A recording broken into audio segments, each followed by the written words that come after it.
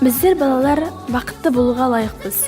Ата-анамен мектеп бірлесіп, біздің ойымызға тәлім мен тәрбие, білім беріп, болашаққа бағыттайды. Ал болашақ сол мектептен берілген тәлім тәрбиеден басталмақ. Болашақ ұрпақтың саналы, салауатты болып, бақытты күн кешуі үшін мектебімізде көптеген шаралар өтеді. Соның бір бағыты құқық бұзушылықтың алдын алу шаралары. Құқық бұзушылықтың алдын алу бағытындағы ең басты міндет оқушылардың бос уақытын тиімді ұйымдастыру. Мектебімізде осы бағытта көптеген үйірме жұмыстануда. Атап айтар болсақ, заманауи бағытта робототехника, шығармашылықты дамытуға арналған шебер қолдар, салауатты өмір салтын қалыптастыруға бағытталған футбол, волейбол, жас турист үйірмелері жүйелі жұмыстанып келеді. Сонымен қатар құқық қорғау органдарымен, жастар ресурс орталықтарымен, наркодиспансер, аурухана қызметкерлерімен бірлескен іс-шаралар өткізіліп тұрады. Бейбітшілік, татулық, салтанат құрған тәуелсіз елде сапалы білім мен саналы тәрбие алып жүрген бақытты ұландарымыз. Сондықтан да мектептен берілген тәлім тәрбиені жадымыздан шығармай, оны ел игілігі үшін жарату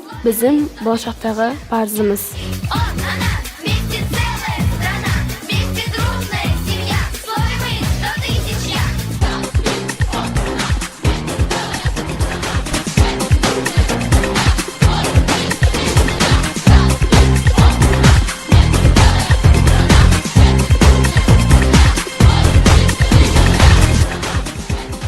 Төсінде кең даланың еркін асыр саламыз, құшағында елінің біз бақытты баламыз. Біз бақытты болуға лайықпыз.